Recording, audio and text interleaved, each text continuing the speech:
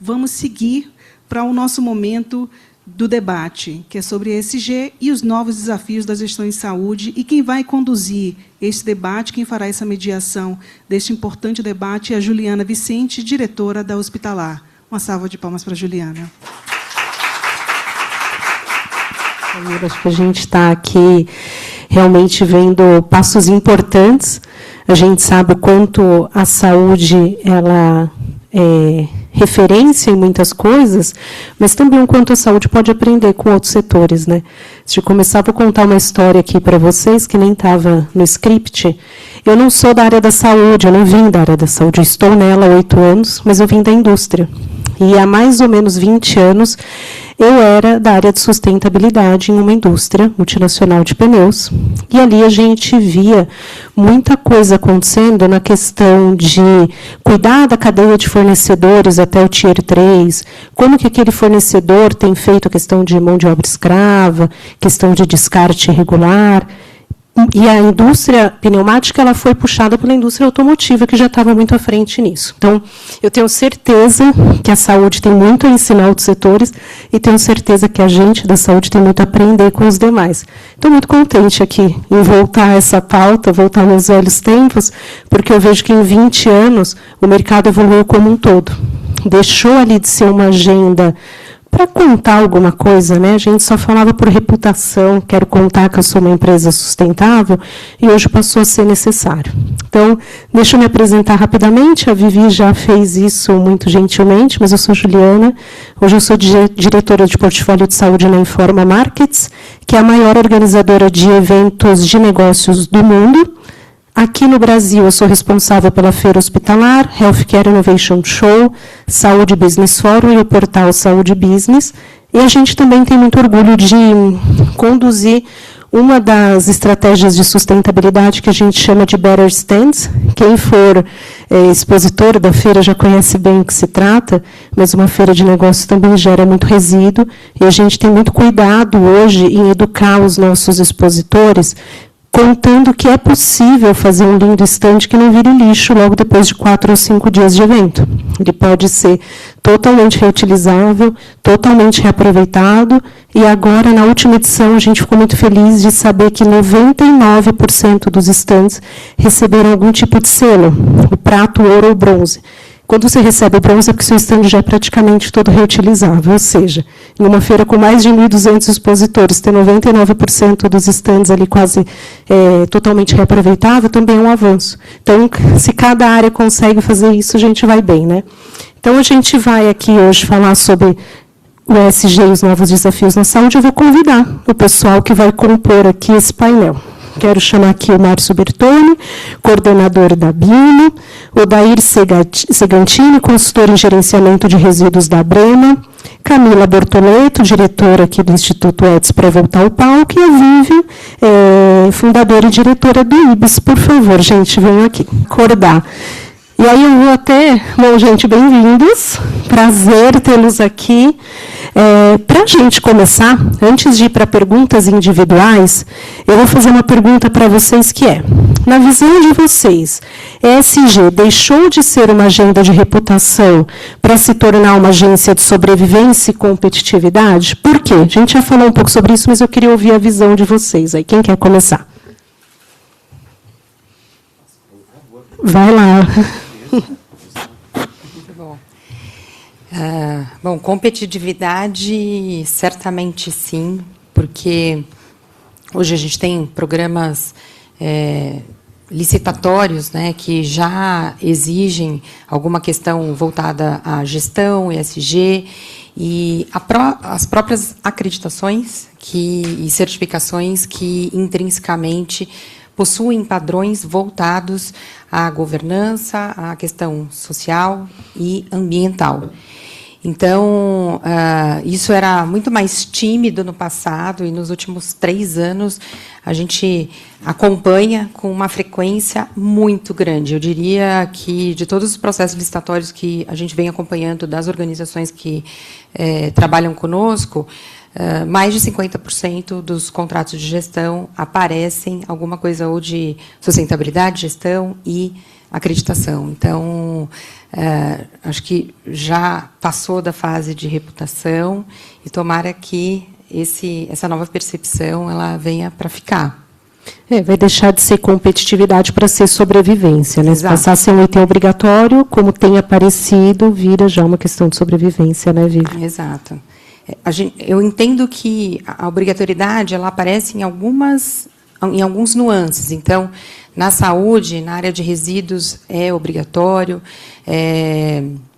Mas, por exemplo, ter uma política ambiental, ter indicadores, né, que mensurem o impacto que a organização está conseguindo gerar, preservando o ambiente, ou que ela controle os resíduos gerados, tudo isso ainda não é obrigatório, né? Ainda é uma boa prática.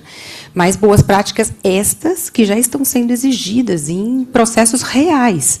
Então, para mim, é um caminho sem volta, é um caminho só de evolução. Legal. Alguém mais quer contribuir aqui? Só as mulheres dominando o palco. Agora sim. Eu fico assustada ainda em saber que não são itens obrigatórios, né? Ainda mais quando a gente fala de uma área que tem um potencial tão grande, né, de contaminação e de mudar de forma permanente, né? Porque tem coisas que não se remedia, né? Se você não previne, não tem como, né? Então, quem ainda não sentiu que é um fator de sobrevivência, né? E ainda está levando para a questão da competitividade, da produção, de quem vende mais, quem vende melhor, talvez uma hora o calor bata na nuca de uma forma mais intensa ou o frio congele o pé de uma forma mais rigorosa, né? E aí a gente comece a despertar mais, né, para essa questão. Uhum. Ainda eu vejo que muitos ainda usam como competitividade, mas vão sentir que é uma questão de sobrevivência. E se continuarmos nesse caminho, né? Legal. Bom, Márcio, vamos lá. Como que você tem visto hoje a indústria incorporando o ESG nos seus processos, você que está aí de perto acompanhando a indústria nacional, e qual tem sido os principais desafios enfrentados pelas empresas para conseguir fazer essa incorporação? Bom, primeiro que eu acho que quando a gente fala de saúde, né, a gente está falando de cuidado de pessoas, né? E o nosso setor, ele tem, primeiro que ele é altamente regulado, né? E isso nós sentimos no dia a dia dentro da entidade da BIMO, né? Porque as empresas têm demandas diversas, e quando a gente fala de demandas diversas, quando a gente traz para os trabalhos diários, a parte regulatória acaba sendo a mais pedida, exigida, né? E há algum tempo, a gente, dentro da BIMO, organizou um grupo de trabalho, o GT de sustentabilidade, e isto, até pegando um pouco o que a Vivian comentou, a gente vem acompanhando de uns 2 anos para cá que as empresas, eu estou falando de uma forma mais amplificada, estão destinadas a ter esse tema dentro. Muitas têm uma facilidade ali de ter um departamento, obviamente, ter um auditor interno. Dentro da BIMO, por exemplo, eu sou o auditor interno formado pela BNT para ajudar as empresas nesse caminho da sustentabilidade. E nós seguimos ali reuniões mensais com o requisito da BNT, que é a RQ 254, que é extremamente importante e bem detalhada no que tange toda a parte de ambiental, social e de governança, e todos os requisitos nós trabalhamos com as empresas quase que de caráter individual, porque cada empresa vai ter a sua particularidade, a sua demanda ali relacionada a onde está a indústria instalada. Então, tudo tem que ser analisado. E hoje, eu falo que, quando nós realizamos a última reunião, que agora foi no mês de junho, e agora temos agora no mês de julho, se vocês veem a quantidade de empresas com relatos de produções já seguindo uma escala extremamente sustentável, com a parte social envolvida E a governança, que aí fugindo um pouco, que a gente comentou no início, que a governança perante as organizações de saúde acaba sendo um pouco mais fácil, porque você tem todo o controle. Agora, você trazer isso para dentro de uma indústria, onde você tem que convencer o principal executivo ali, que aquilo é um fator determinante, importante para a sobrevivência da empresa dele, é muito difícil. Então, quando a gente vê resultados, e aí resultados bem no plural mesmo, resultados de empresas trabalhando já e produzindo com sustentabilidade, para nós é a maior parte ali e deixa muito feliz, principalmente com isso, tá? É isso, gente. Obrigada, Márcio. Bom, eu vou puxar o Adair agora aqui. Antes de passar, alguém quer fazer algum comentário? Fiquem à vontade quando alguém responder, eu vou deixar vocês abertos se quiserem complementar com alguma coisa. Mas para o Adair eu já vou puxar o seguinte, o setor de saúde a gente já comentou aqui, que é um dos maiores geradores de resíduos, né? Camila trouxe que se fosse um país seria o 5º maior, eu fiquei bem assustada ali com o índice, 5º maior país do mundo gerando resíduo. E muitos desses resíduos ele tem um alto potencial de impacto ambiental, de contaminação, e também ele traz custos significativos para essas instituições. Então, eu queria saber, na sua avaliação, qual que é o cenário atual da gestão de resíduos na saúde brasileira e o que vem sendo feito de forma positiva, assim, se a gente tem bons exemplos desses geradores de resíduos, como que se pode transformar esse desafio em uma oportunidade de eficiência operacional. Bem, nós temos hoje alguns desafios que movem todo o segmento. Tá? Um dos desafios já foi dito aqui, né, que é o problema da não participação da boa gestão de resíduos na certificação. Tá? Isso faz com que, como todos sabem, há uma vasta legislação sobre gerenciamento de resíduos no Brasil. A gente podia dizer hoje que não há necessidade de novas legislações, ao contrário de muitos outros segmentos. Mas o que a gente vê hoje é muito de se correr atrás de cumprir a obrigação legal e parar por aí. Né? Gostaríamos muito que a certificação levasse em conta toda outra parte, né? E eu acho que, conforme a gente teve a boa notícia aqui, a certificação está trabalhando, correndo atrás de fazer isso. E aí a gente vai ter uma evolução. Eu queria puxar mais 2 outros pontos. Muito interessante a presença da indústria dos suprimentos da saúde nessas rodas de conversa. Porque, afinal, só vai virar resíduo o que um dia ele vendeu. Tá certo? Então, é fundamental que ele pense o que vai acontecer com o material, o suprimento que ele entrega depois de usado. Né? Do outro lado, onde estamos nós aqui da empresa que eu trabalho e da entidade que eu represento, a gente recebe esse material para tratar. E aí aparece aquela informação do alto custo, do não sei o quê, tal. Tudo isso está intimamente relacionado. Você gera um resíduo, e para que você tire ele do campo do perigo, né, seja ele qual tipo de resíduo, inclusive e principalmente o da saúde, para que você tire ele do campo do perigo, você vai precisar investir. Não tem mágica. Lamento. Né? Nós vamos minimizar custos? Vamos. Mas não nesse segmento de tratar de qualquer jeito, jogar em qualquer lugar. Né? Infelizmente, existe no mercado aí um sem número de empresas que fingem que tratam. Né? A Camila sabe muito bem disso, porque ela atuou um longo tempo exatamente nesse segmento. Não é? Tem empresas que fingem que tratam do resíduo, que tiram o perigo, aí o gerador de resíduo acha que está fazendo sustentabilidade, etc., mas se você for olhar lá no fundo, não está fazendo nada. Infelizmente, isso ainda acontece no nosso Brasilzão. Quando a gente fala assim, a pessoa pode pensar, ele está falando lá no Nordeste. Não. Eu estou falando aqui no ABC de São Paulo, estou falando aqui no Vale do Paraíba. Aqui, em São Paulo, acontece isso. Tem descarte de resíduo inadequado. Bom, não existe mágica.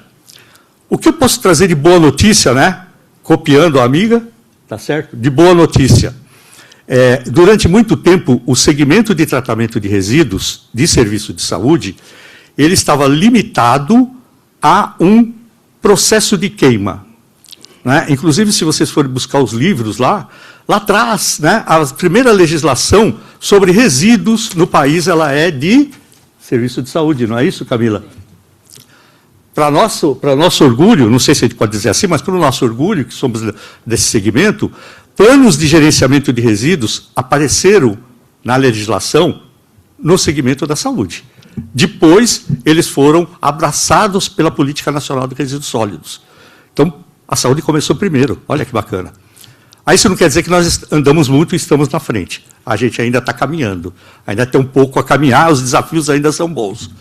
Mas eu queria dizer de boa notícia é que algumas empresas não ficaram paradas, empresas que eu estou falando aqui de tratamento de resíduos.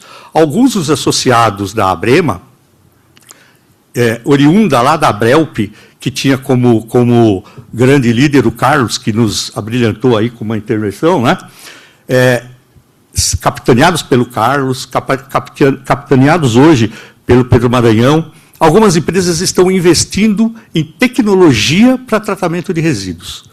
Hoje, quando a gente fala de tratamento de resíduos de saúde, não falamos mais daquele forno queimador que ficava lá no fundo do hospital. Hoje existem tecnologias de alta qualidade e elas podem até ser aperfeiçoadas, mas é investimento, né? Como é que a gente faz hoje para ter um bom hospital? Um hospital foi falado aqui pela Camila da inteligência artificial, a indústria usa a inteligência artificial, a medicina, felizmente, né, para mim que já estou nessa idade, felizmente a medicina não para, está sempre criando novidades e tal, tudo muito bacana. E na área do resíduo é a mesma coisa. Não muda.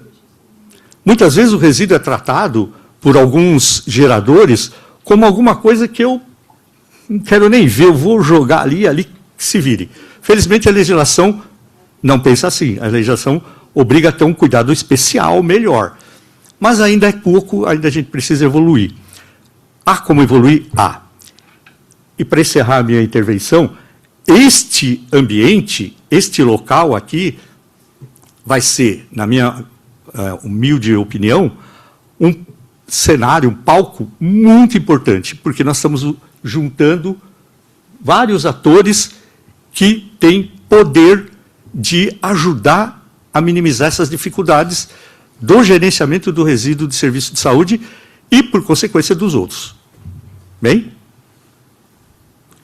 Posso complementar, Ju?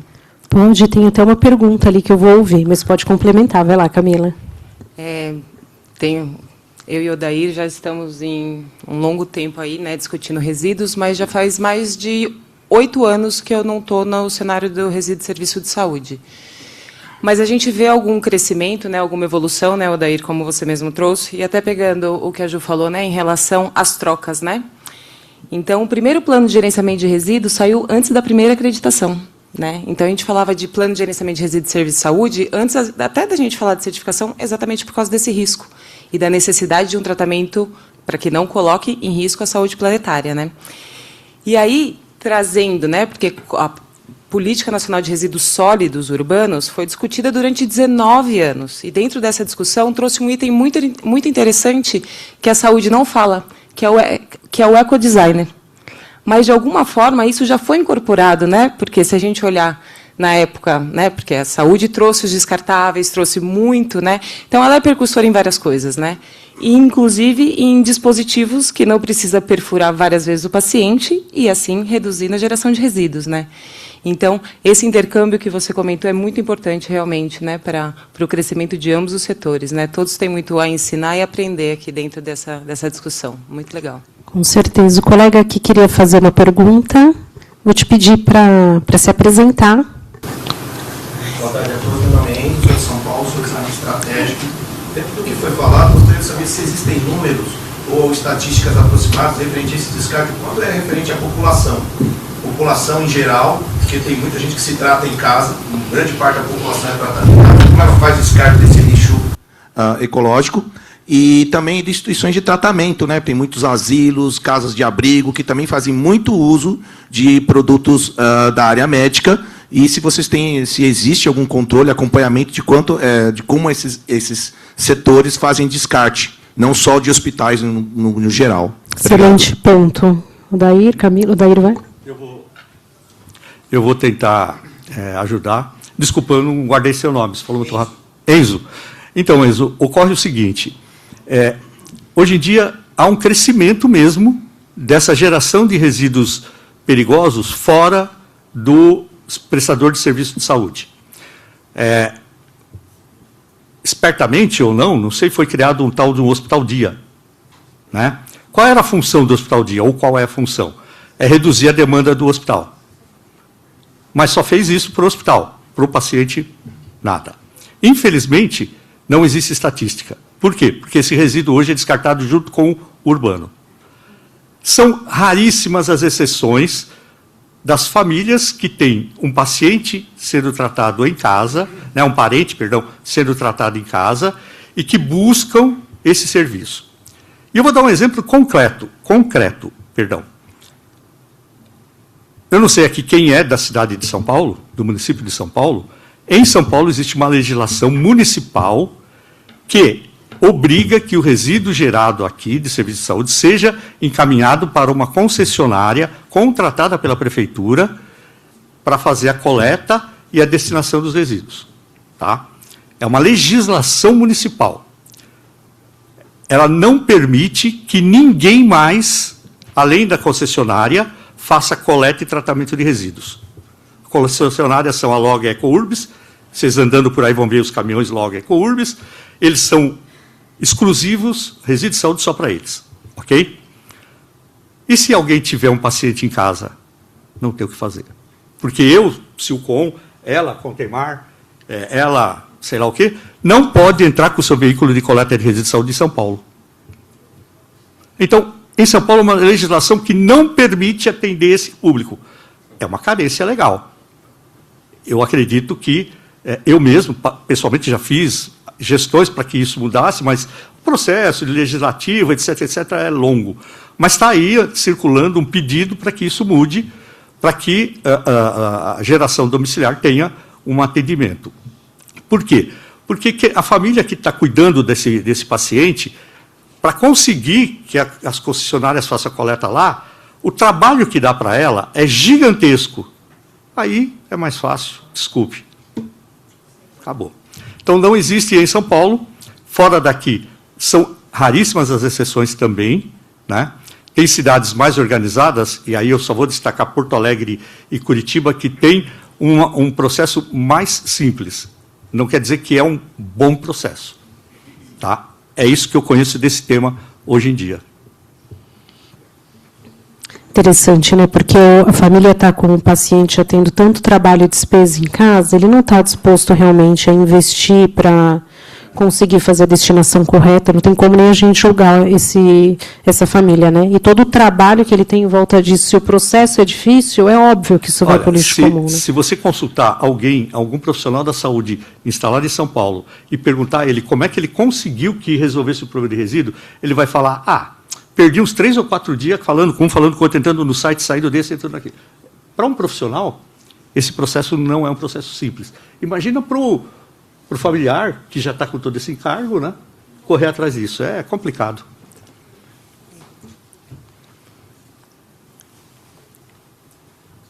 Boa tarde a todos. Sou Tatiane Gomes. Hoje estou como gerente executiva na OSP, que é uma associação representativa de hospitais públicos, privados, filantrópicos. Mas trabalhei por 16 anos numa OS, né, que trabalhava diretamente com serviços públicos. E aí, quando traz essa perspectiva do paciente, eu também posso contribuir com relação ao que eu vi na saúde pública nesses 16 anos, o avanço. É claro que, quando você fala da saúde pública, você fala também de contratos de gestão, de verbas muito limitadas. E o que eu vejo, assim, se não tiver uma visão do gestor daquele serviço, começar de cima, entendendo a importância de se fazer, né, essa questão da gestão de resíduos, pouco acontece. Tive a experiência muito positiva da onde eu vim, que existia, de fato, uma preocupação, foi criado um instituto para fazer toda essa questão da educação, do trabalho educativo, do ACS, do agente de saúde, que, para mim, na saúde pública, é a pessoa fundamental para que isso aconteça, porque é ele que vai estar dentro da casa desse paciente, entregando, né? Minha mãe usa da saúde pública, então eu vejo que ela tem lá o potinho para pôr as seringas do descartável. Então, isso acontece. Claro que, dentro de um número muito pequeno, acredito do que possa acontecer, né? Hoje, mais de 80%, não sei, 76% da população está diretamente ligada à saúde pública.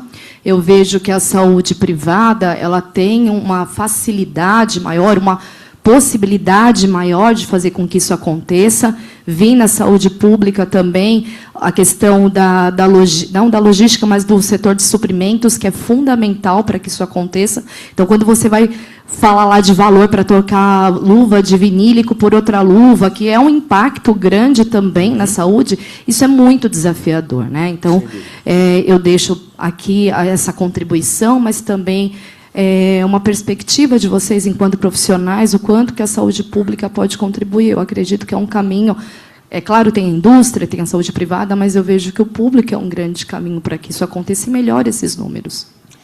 E só para contribuir com a contribuição da Tatiane, lá há 8 anos atrás, o setor público estava muito mais preparado para isso, porque o paciente insulino dependente, da mesma forma que ele recebia, né, do setor público, o setor público orientava, na ocasião, guardar em garrafas PETs e devolver. Não sei se ainda ocorre dessa forma, exatamente para minimizar esse impacto. E isso que o Enzo trouxe, né, na época da Covid, foi muito discutido, né, Odair? A quantidade de resíduo de saúde gerado dentro das residências, né? Mas hoje o cenário mudou, é muito mais os usuários, os dependentes de insulina, né? Isso. E assim, resíduo de saúde é aquele que entrou em contato com secreção humana. E aí eu chamo de novo a questão do ETS em relação à educação. A Tati pode falar. Mais da metade do resíduo que chega para tratar não precisaria estar lá. Então, tem muita questão também de operacionalização desse sistema pelos agentes de saúde, né? Porque lá no meu estágio eu lembro de uma pessoa fazendo assim, eu em estágio na área de resíduos, ela fez assim, ó, juntou um campo, jogou no saco preto e fez assim, eu não tenho tempo. Gente, é isso. Um agente de saúde não pode fazer isso, colocar o próximo em risco, né? Então, isso que o Odair falou, quantas vezes a gente recebeu sacos brancos lotados de agulha, né? Então, assim, essa questão da educação continuada dentro dos estabelecimentos é muito importante também para ter resultado em relação aos resíduos de serviço de saúde. Só um ganchinho rápido. Gerenciamento de resíduos de serviço de saúde não é matéria obrigatória em curso de profissionais da saúde. Deveria, né? Só isso. A pergunta. Posso só contribuir? Eu acabei de disponibilizar para a Vivian um livro que eu lancei alguns anos atrás com estatísticas de coleta de resíduos de serviço de saúde do home care, tá? Então isso pode ajudar pelo menos alguma coisa aí para vocês. Enfim, porque esse é um trabalho que eu fiz durante muitos anos que só deixou de ser feito por conta exatamente da Lei 13.478, que trabalhava a ideia da exclusividade da coleta de resíduos de serviço de saúde na cidade de São Paulo. Tá? Que legal. É esse livro aqui? Não. Eu já ia mostrar para todo mundo, fazer a propaganda. Até para a gente partir aqui, continuar o debate, mas deixar mais uma provocação, como que o Instituto, inclusive, pode trabalhar, outras pautas para a gente pensar. A gente está indo para um caminho de maior geração de resíduo em casa, agora com as canetinhas da GLP-1. Né? Eu não sei vocês, mas no ciclo onde eu convivo, todo mundo, semanalmente, tem uma seringa sendo descartada no lixo comum. Então, isso só tende a aumentar. Então, tem mais um tema e mais um debate aí para a gente fazer como conscientizar a população, igual hoje a gente conscientiza sobre lixo reciclável. Então, talvez seja um tema para ser pensado em algum momento, se está na escola, né? As crianças estarem entendendo desde pequenos. Né? E com relação ao descarte das canetas, né, tem um nome técnico, mas o descarte das canetas, a ABNT tem um grupo técnico que está desenvolvendo uma norma para criar parâmetros para como descartar, o que precisa ser feito, isso aqui. Essa norma praticamente já está pronta, né? Então, breve nós vamos ter um amparo, não diria legislativo, legal, mas um amparo de referência de boas práticas. Muito legal. Bom, eu vou puxar agora aqui a Vivian, até a gente trouxe tanto desafio, né? Acho que o debate todo aqui a gente levantou diversos desafios e está muito claro que tem muita coisa a ser trabalhada. E aí eu queria pensar um pouco como que a gente pode fortalecer uma cultura organizacional voltada para essa melhoria, pensada no ESG como uma questão importante. Tá.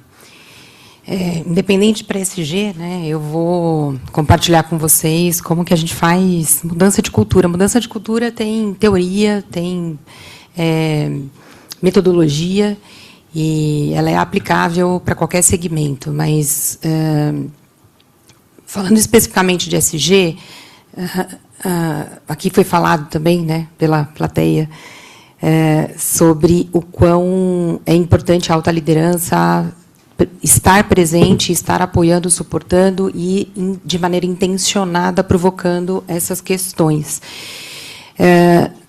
A alta liderança, ela não só tem que ser o exemplo, mas como tem que ser quem promove a inclusão dessa pauta em planejamento estratégico, em objetivo estratégico, em desdobramento de metas, envolvendo todas as áreas, inclusive RH, para que os treinamentos sejam realizados para todos os colaboradores, para que haja esta consciência, e a consciência ela é tempo dependente, e também para que sejam promovidos espaços para que ideias sejam trazidas relacionadas a ESG.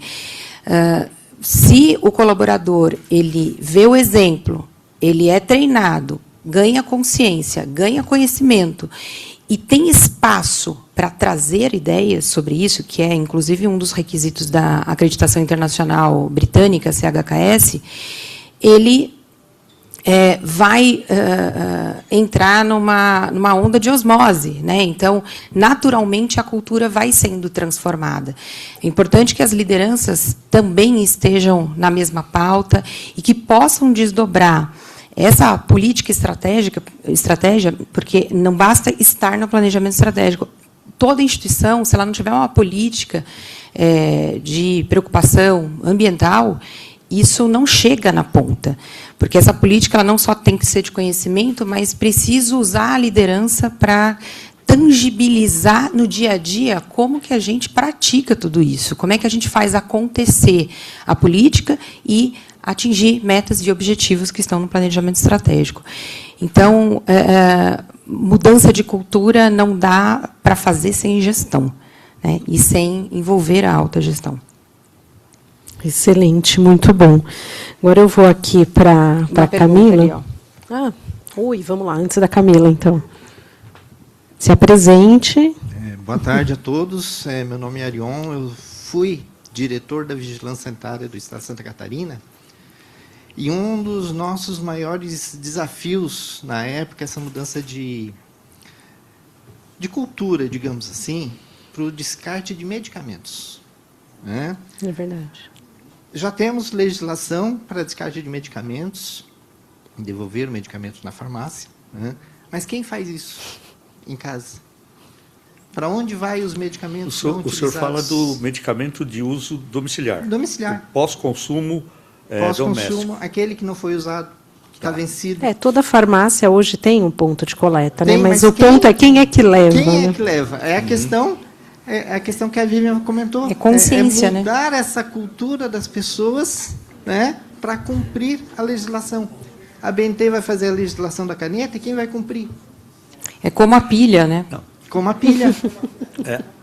Tem lei, tem orientação, tem local de mercado, coleta, em tudo quanto é lugar, mercado, tudo que é lugar tem. Mas quem leva? Quem tem a consciência, quem está educado, e a gente tem um problema social muito grande. A população ela tem um déficit de educação ambiental, né, enorme. E a gente até vê outras intenções e até ações na educação atual, mas de gerações de 15, 20 anos atrás, não se falava em preocupação ambiental. A gente está sofrendo um monte de coisa agora, né? El Niño, alagamento em cidades como Santiago agora, que nunca aconteceu. Então, se a gente não começar realmente com políticas até públicas de conscientização, capacitação e treinamento da população, a gente perde, inclusive,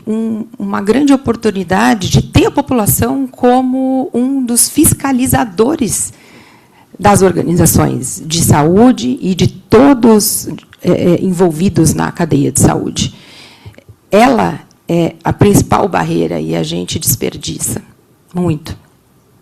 Então, o grupo ETS, acho que ele conseguiu, né, trazer todos os envolvidos, porque educação, saúde. O medicamento que eu estava falando, um pouquinho diferente da pilha, muitas pessoas colocam no vaso sanitário, que vai para o meio ambiente.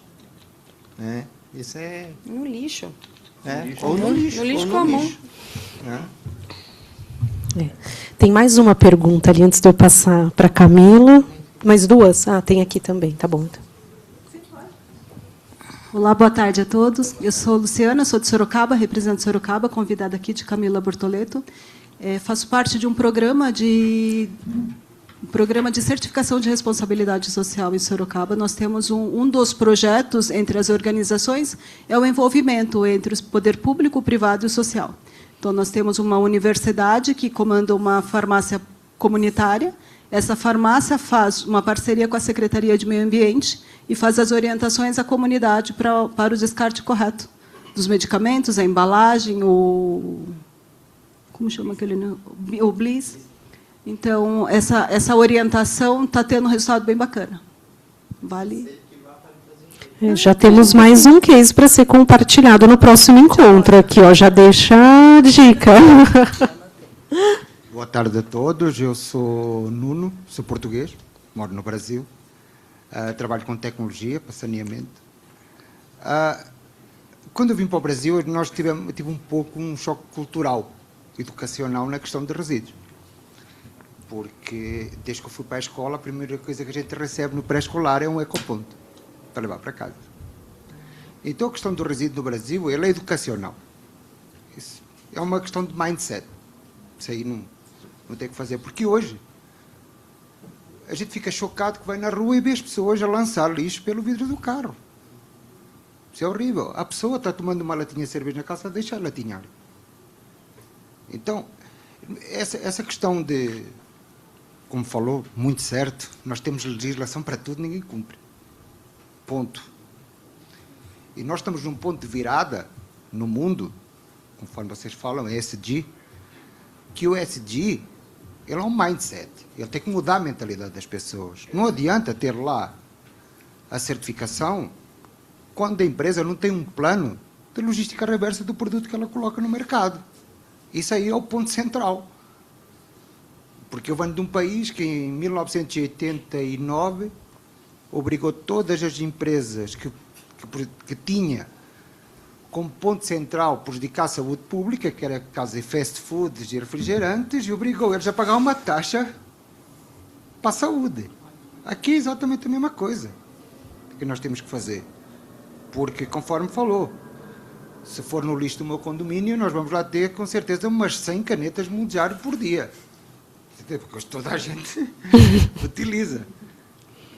Mas nem o próprio condomínio sabe disso, a gestão dos condomínios não sabem.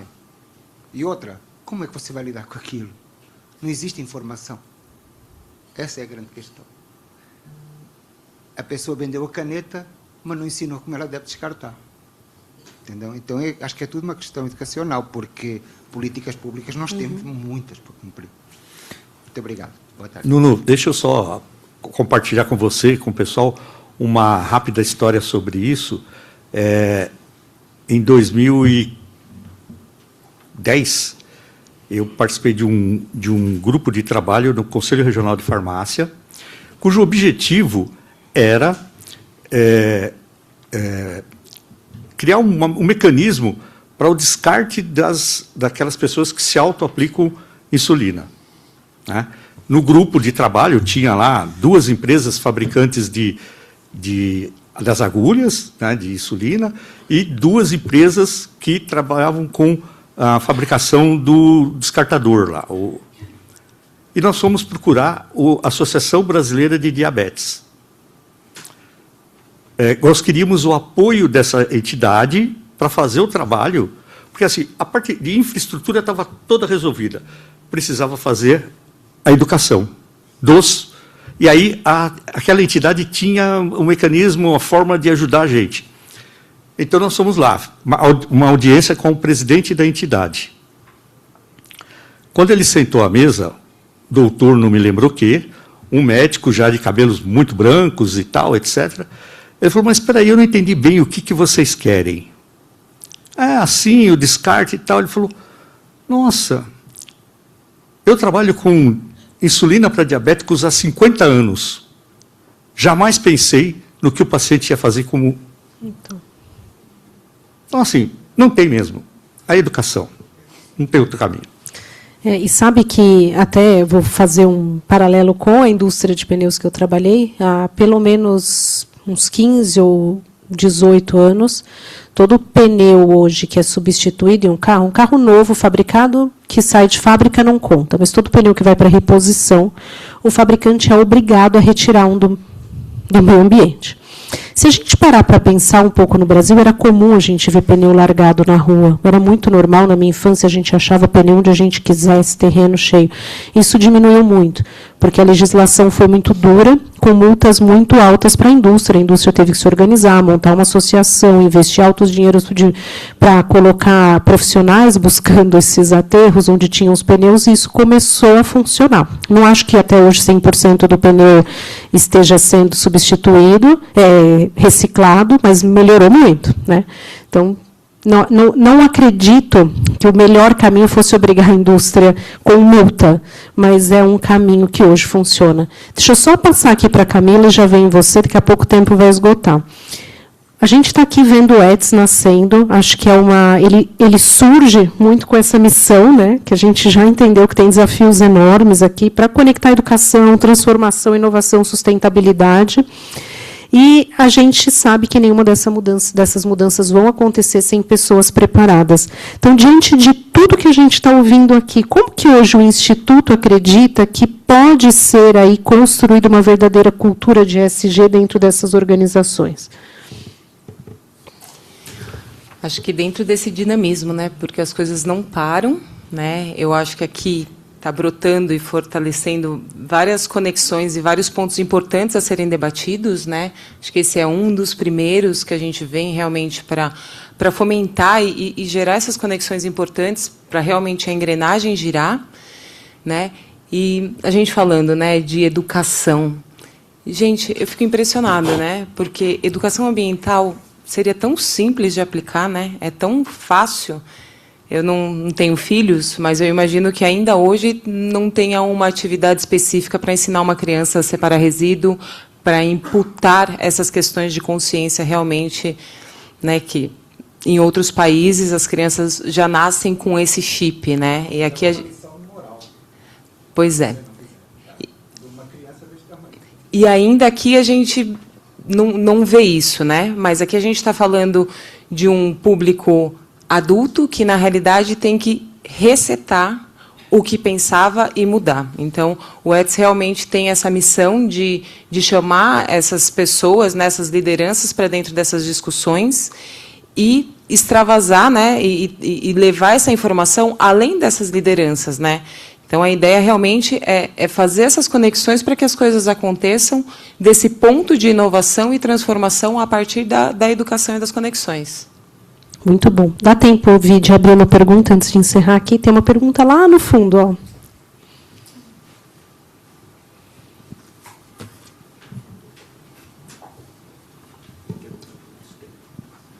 Olá, pessoal. Boa tarde, tudo bem? Meu nome é Cláudio, eu sou da Retec Recycle, lá de São José dos Campos. Ficamos no PIT, no Parque de Inovação e Tecnologia. Desenvolvemos tecnologia para a governança de resíduos. Tá? Acho que a maior dificuldade hoje que eu vejo, né, é a parte de fiscalização. né? Hoje a gente tem aí alguns órgãos, né? Algumas entidades, e a gente não vê muito a parte de fiscalização. Quando a gente chega no cliente, ele fala, eu vou fazer a governança, mas nunca teve aqui ninguém fiscalizando e tal. Isso aí, Kodair, né? Porque agora a gente teve também a questão que estava previsto para os grandes geradores a entrega junto com o informe financeiro no final do ano para quem tem capital aberto. E parece que foi, né, caiu isso daí. Eu queria entender um pouquinho melhor sobre a parte de fiscalização daí. Obrigado. Obrigado pela pergunta. Vou tentar ser breve aqui. De fato, nós temos aqui um representante da Vigilância Sanitária que vai poder, imagino eu, né, assinar o que eu estou falando. Nós temos órgãos de diversos níveis no país e que muitos deles ainda vivendo a fase da criação da lei. E criou a lei, acabou minha parte, vou fazer outra coisa. Né? Quem fiscaliza ou quem emite a norma mais severa sobre resíduos de saúde no Brasil? Quem é? Anvisa. Quantos fiscais a Anvisa tem? 0, nenhum. A Anvisa cria a norma, delega para os estados fiscalizar, e os estados, por sua vez, delegam para quem? Para o município. Para o município. Quantos fiscais formados, bonitos, tal os municípios têm?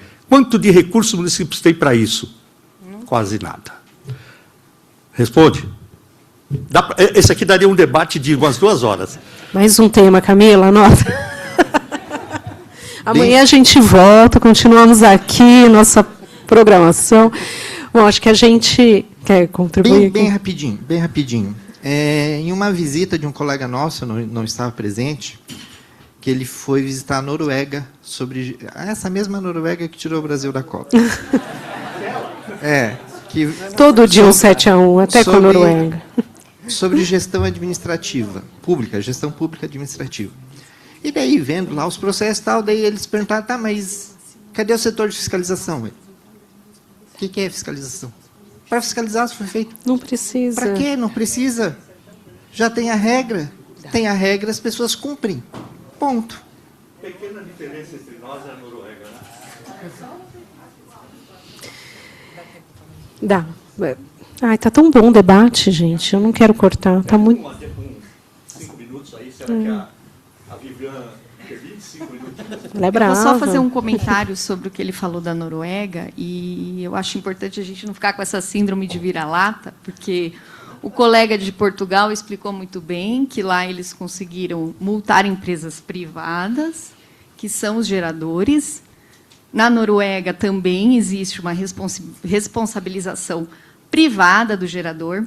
Na Alemanha, se houver uma garrafa de Coca-Cola jogada no rio, a Coca-Cola leva uma multa assim, absurda. E a gente fica aqui, batendo cabeça com pouco dinheiro. Porque daqui é todo dinheiro público. É taxa de lixo, vem do IPTU, da população que não quer pagar. Então, eu acho que é importante, nesse debate, a gente incluir o financiamento disso. De onde vem? É tudo do público? A gente nunca vai ser a Noruega. Porque a Noruega, a Coca-Cola na Noruega, ela faz a propaganda de você retornar a garrafa no lugar correto. Na Europa toda. Então, assim, eu acho muito... como eu posso dizer? Não é frustrante, não é justo com a gente. Brasil, gente. Aí eu levantei pela Brema, 86% do custo do lixo é dinheiro público no Brasil. E na Alemanha é 20%. Então, é muita diferença. Vamos colocar para jogo o dinheiro na discussão. Quem tem que pagar com isso? É o dono da insulina? É a canetinha do Monjaro? Custa, gente, R$350 uma caneta. O cara não dá R$5 para a gente descartar essa caneta de volta no lugar certo. Então, é sobre isso. Eu queria pautar um pouquinho nisso. Ótimo ponto. Gente, eu juro que é 5 minutos. Meu nome é Marina. Sou da Planta Feliz Adubo. Nós somos o primeiro pátio privado de compostagem na cidade de São Paulo. Acho muito bacana o que você colocou, mas há 7 anos a gente vem lutando e a gente descontinuou o nosso serviço de coleta porta a porta, porque o cidadão da cidade de São Paulo não quer pagar. Ele paga R$1.000 na caneta, dependendo da caneta é R$1.000, né? Isso. No meio, a caneta, mas ele não paga R$100 para eu passar toda semana na casa dele com um saco com. Também não paga. Paga. Não paga. Quem paga é a Coca-Cola. Não. Isso. Na Alemanha também tem taxa. Então, assim, o que é importante dizer... Mas existe. Então, assim, o que, na verdade, acho que a gente tem que discutir, e aí eu tenho batido muito na prefeitura também, já há 7 anos, né, com essa questão, que, assim, é o dinheiro público que está sendo mal investido, como o Odair colocou, né, com legislações que não favorecem a destinação correta dos resíduos. E eu sou super a favor das multas, porque foi assim também que o brasileiro começou a usar o cinto de trânsito. Então, quando a gente começa a multar aquele que não faz a separação correta dos resíduos na sua casa, ou o gerador, como setor privado, a gente tem que multar. Se começar a multar, vai mudar. Infelizmente, né? Eu não acho que teria que ser assim, mas eu acho que é a única solução. Daria para continuar falando muito. Eu vou fazer uma fala polêmica aqui. Não é falta de dinheiro, é falta de gestão, e principalmente porque o Brasil é um dos países com maior índice de corrupção do mundo. Isto posto, a gente aprendeu bem, né? Mas a gente falou de Noruega. Estamos começando a nos aproximar da ferida. Noruega tem, né, assim como outros países vizinhos, tem um dos maiores índices de arrecadação. Só que tudo funciona, tudo é destinado. Então, a gente tem assuntos que escorregam e espirram na nossa agenda de hoje, que são muito fundamentais, que são pilares, são estruturas. A gente falou aqui de educação, a gente está falando de corrupção. Então, tem questões que, infelizmente, não está hoje na nossa alçada, mas que, se não corrigidas, a gente vai continuar enxugando gelo. Mas a gente está com uma liderança bacana aqui reunida e todo mundo com muita vontade de fazer. Eu vou deixar, tem uma pergunta que veio ali, você tinha levantado a mão também, né? Só vocês dois mais, porque senão a gente vai estourar. Mas eu sei que a gente está com gostinho de quero mais, a gente vai trazer mais debate. Vamos lá. Olá, boa tarde, meu nome é Keila. Sou mestranda de Políticas Públicas pela FGV e estou há 18 anos no terceiro setor, implantando saúde pública. E o maior desafio, eu estou falando isso no nível Brasil, né? Acre, Manaus, Nordeste, Sul, e foi muito bem dito aqui, a maior dificuldade é a educação. As pessoas não têm noção do que a gente está discutindo aqui. E quando a gente fala de política pública, a gente fala de entes federativos, realmente começa pelo federal, estadual, municipal, e sim, delega-se leis, mas se não tem a educação, a ponta não aplica. A ponta não consegue efetivar aquilo que foi estratégico. E isso é a realidade do Brasil. Se a gente não colocar como base a educação, as pessoas não têm nem noção do que é política pública. As pessoas não sabem diferenciar o que é uma OBS, do que é uma especialidade, do que é um hospital, para onde eu vou, como eu vou, o que eu faço. E isso é a base, eu entendo. Porque a gente discute muito isso no mestrado, como fazer a informação chegar para quem efetivamente vai fazer as coisas acontecerem. Isso é direito humano, as pessoas não têm acesso a isso.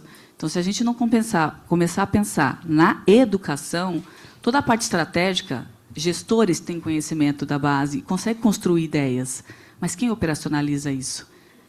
As pessoas que não têm acesso às informações vão operacionalizar isso. E se elas não tiverem essas informações, nada disso vai acontecer.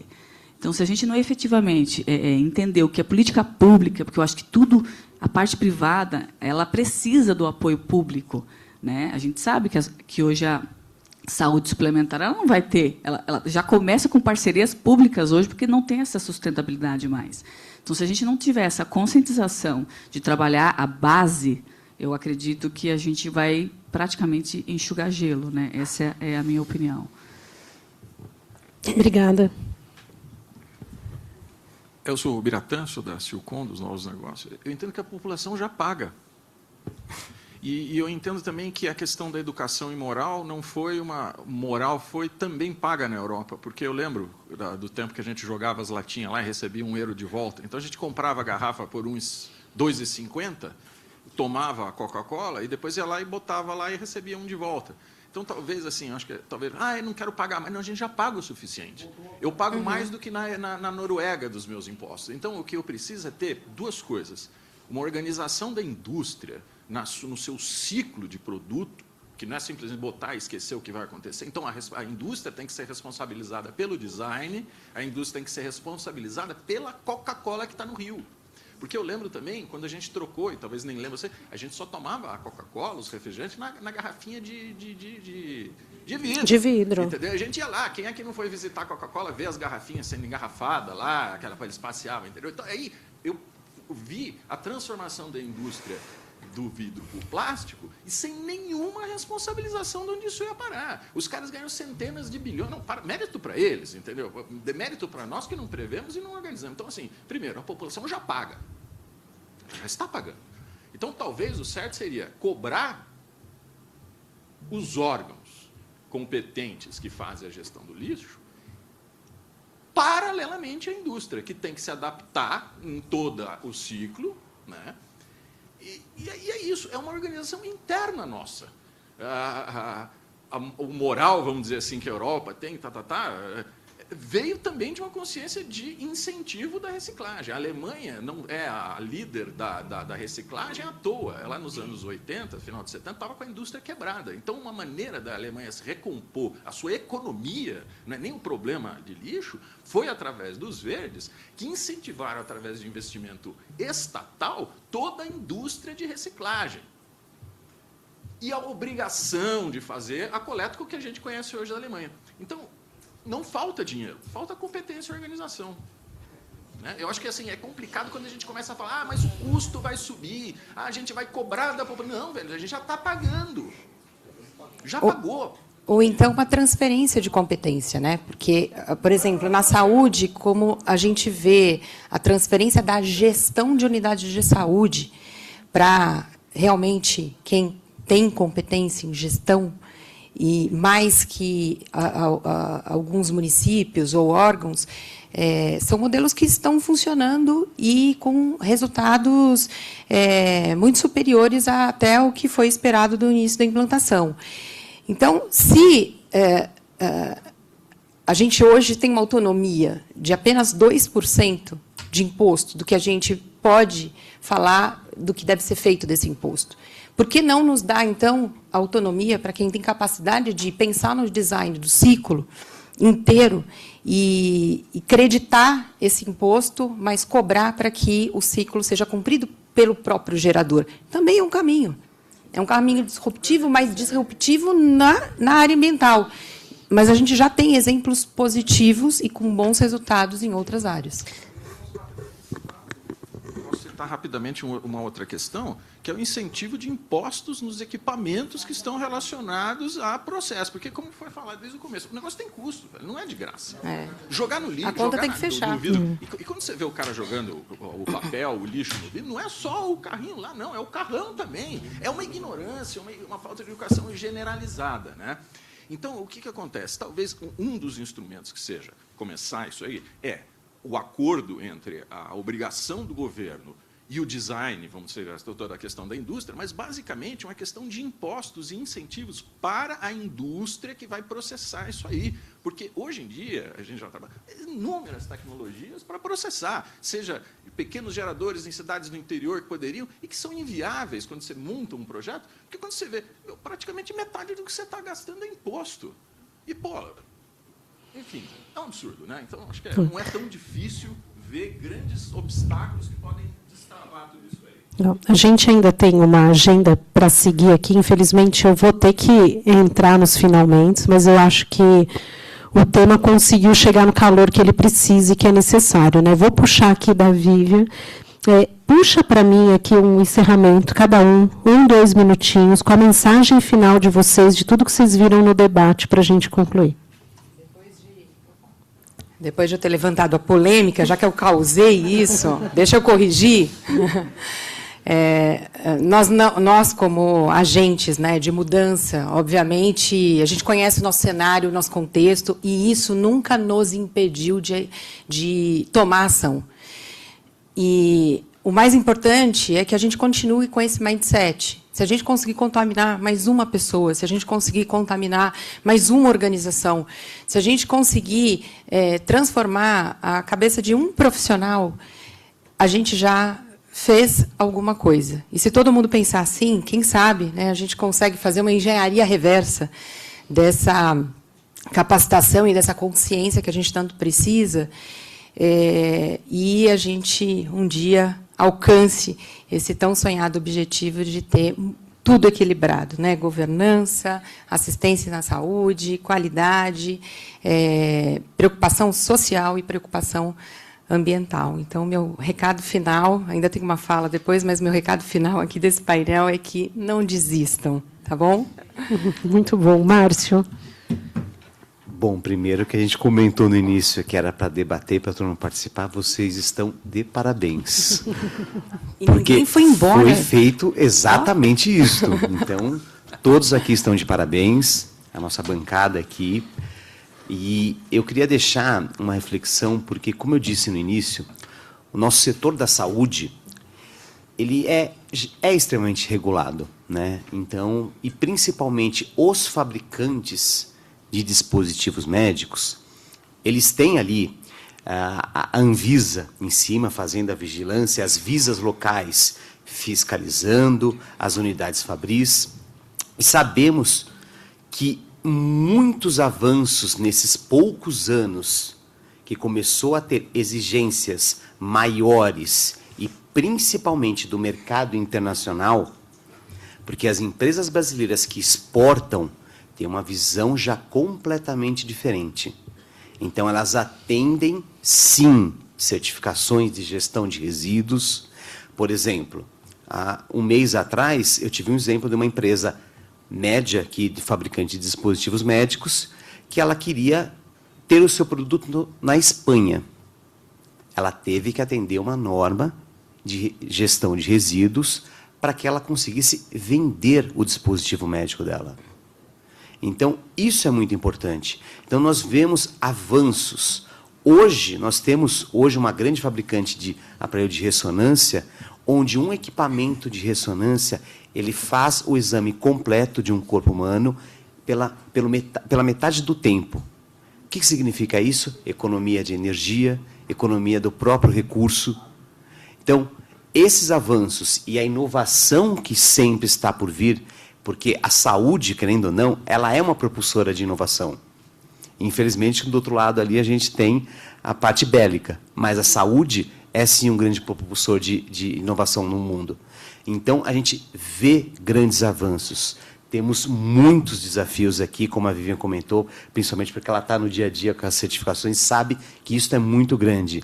Mas temos ali grandes avanços e isso é importante compartilhar. Os resultados positivos de como as empresas, no meu caso, representando a BIMO aqui, podem se espelhar para produzir melhor. É isto. Obrigado, gente. Camila. Ganhou palmas. Muito bom. Vai lá, Camila. Uma das primeiras figuras que eu vi que trazia referência em relação à ação era lá do Banco Real da época que existia. E ele dividia em 3 porções o ser humano. Aqui, na cintura, né? Deixando as 3 porções. Então, a primeira porção é o seguinte: é aquela parte dos seres humanos e para determinados assuntos, porque tem assuntos que a gente racionalmente entende e age, e tem assunto que é só em outra instância. Mas a primeira é aqui: eu sou convencida pela razão. Então, aquele assunto, eu entendo a importância dele, né? Racionalizo e ajo em prol daquela resolução.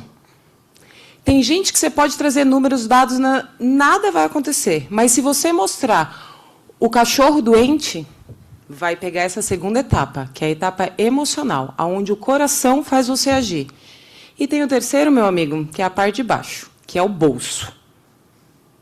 E esse é o mais difícil de chegar. E é esse, na realidade, que a gente está mirando, mas a gente tem esses outros dois, aquele que a gente convence pela razão, trazendo dados e mostrando, né, o que está acontecendo com a saúde planetária, e aquele que sente, né, seja o calor na nuca ou o gelo no pé, mas que age pelo coração, né? E deixando essa terceira, que ou vai pelo bolso, ou realmente aquela questão de só eu estou na inércia, vamos junto, né? Então, esse terceiro público é o mais difícil, mas eu acho que a gente tem duas missões aí mais tranquilas, que é trabalhar com dados e verdades, né, do que está acontecendo, para a gente motivar essa engrenagem a andar. Muito bom. Odair? Bem, eu também te falei muito, mas eu gostaria de deixar a seguinte mensagem. A gente acabou saindo um pouco, né, para a discussão do que faz com aquilo outro, mas fugindo um pouco da sustentabilidade no tratamento de resíduos, né? Eu tinha até a intenção de falar mais sobre isso, acabei não falando. Existem tecnologias hoje para tratar resíduos de serviço de saúde e transformar em combustível. Existe tecnologia hoje para que você deixe de enviar para aterro aquela caixa amarela ou laranja de pérfuro cortante. Isso está disponível, está em prática, mas custa. Então, assim, é muito legal eu falar de sustentabilidade, eu falar de... tá, mas eu não quero pôr a mão no bolso. Reitero, não existe almoço grátis. Eu preciso fazer uma coisa em prol do meio ambiente, que bacana, mas eu vou ter que pôr a mão no bolso, que mais ou menos... Não dá, gente. Essa consciência é uma... transformar essa consciência, além da educação, a educação que a gente falou aqui é uma educação do ABC. Passou da educação do ABC, tem a educação do que é o seguinte, olha, se eu quero chegar naquele estágio, eu tenho que investir para chegar lá. Eu não vou chegar por inércia. Eu não vou melhorar minha sustentabilidade, a sustentabilidade dos hospitais, etc., reduzindo o que eu gasto com resíduo. Eu posso reduzir o quanto eu gero de resíduo. É outra coisa. É diferente. Agora, eu tenho a experiência de ir em muitos hospitais e ouvir, eu gasto muito com resíduo. Deixa para lá, eu vou jogar ali. Não é? Eu vou dar para o cara da carrocinha que passa aqui, o que ele vai fazer? Estou nem aí. Então, gente, vamos acabar com essa ideia de que aterro zero é a mesma coisa que custo zero. Não é. Não. Então, a minha mensagem é essa. A partir daí, eu convido a todos, né, encerrando aqui, eu convido a todos para que possamos nos encontrar mais vezes aqui, aonde for possível, né, e que a gente dê andamento, porque nós temos muita coisa para discutir. Obrigado pela atenção de todos, estou à disposição. Muito bom. Bom, gente, para finalizar aqui, eu quero realmente agradecer a participação ativa de vocês, a participação de cada um aqui da mesa. Também quero provocar a Camila aqui com o Instituto, acho que tem muita ação. A Feira Hospitalar, o Portal Saúde Business estão de portas abertas. Eu acho que são canais e caminhos onde esse debate tem força para acontecer e movimentar o setor também. Então, conta comigo. E acho que cada um de nós aqui pode voltar para casa hoje fazendo a sua parte. A gente já pode começar a não jogar o remédio na privada, a gente já pode começar, quem tiver com a canetinha, né, pensar onde vai colocar a caneta, e dentro de casa a gente fazer o nosso papel, dentro das nossas empresas, conscientizar como líderes, assumir a responsabilidade para a gente e levar para frente. Né? O Odair está dizendo, tem custo? A Vivian está dizendo, depende da liderança, depende de nós. A gente está todo mundo aqui a fim de fazer. Mas vamos tirar agora da fala e vamos levar para a prática, que eu tenho certeza que a gente tem força para começar o movimento. Obrigada, gente.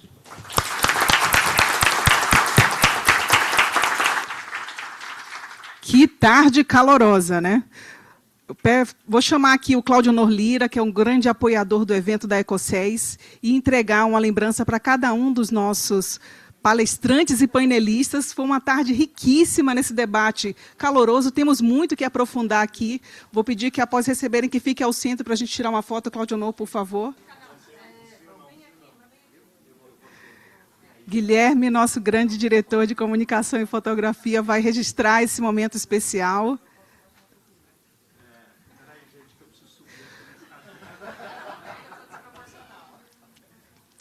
Enquanto acontece o registro, quero registrar a presença aqui das lideranças presentes, o André Castilho, que está aqui conosco, que vai palestrar em seguida, representando o IBEC, o Instituto Brasileiro de Economia Circular. Registrar também a presença dos membros da Secretaria de Turismo do Estado de São Paulo, Vanessa Almeida e Vanessa Menezes e Fátima Veiga. Registrar a presença dos grandes parceiros do setor, Ricardo Carlotto, Marco Bravo, Guilherme Batmarque. E registrar aqui a presença da Vanessa Almeida, da ABDH, Associação Brasileira para o Desenvolvimento do Edifício Hospitalar. E, ao final, a gente vai ter um depoimento especial do presidente da OSP, do Dr. Anis Smith, que representa a Associação dos Hospitais aqui do Estado de São Paulo. Ao final, ele vai dar uma palavrinha e saudar todos vocês no encerramento. Peço que fiquem conosco. Temos mais 2 palestras, um recado final e também registro a presença da Tatiana, que é gestora da OSP e realmente lidera essa grande instituição que está acelerando o mercado. E a Letícia Turim, que é uma CEO de um grande grupo hospitalar, que aí tem uma responsabilidade gigante, né, e também está presidindo a OSP Mulher, valorizando a força da mulher na saúde. Agradecer ao Claudionor Lira aqui por todo o apoio, parceria, e vou pedir só para você dar uma breve palavra aqui para o público. Okay. Eu sou o Claudionor Lira, eu sou o CEO da EcoSES, empresa voltada para soluções ambientais. E por esse tema do Instituto, sem dúvida alguma, vem somar. Temos um projeto, um planejamento que chegar em breve em algumas cidades aqui do nosso país, voltado para o tratamento de resíduo aterro zero, do resíduo de saúde, que é o leito fluidizado circulante, onde não tem disposição de resíduo no aterro sanitário, o descarte final não é aterro sanitário, simplesmente vou beneficiar esse material, gerando N produtos. A EcoSES teve a oportunidade de visitar países como a China, viu tecnologia, comparou inovações, abraçou esse instituto como apoio para apresentar soluções e estamos aqui dispostos para isso. Conte conosco, o Instituto, os integrantes. Agradeço você, Vivian, pelo convite. Conte sempre conosco da EcoSES Soluções Ambientais. Tenho convidado aí o pessoal do Instituto Valoriza Resíduo, o pessoal da Recitec, são convidados da ECO também, voltado para gestão de resíduo. Como foi falado aqui, a gestão de resíduo depende muito da gestão governamental.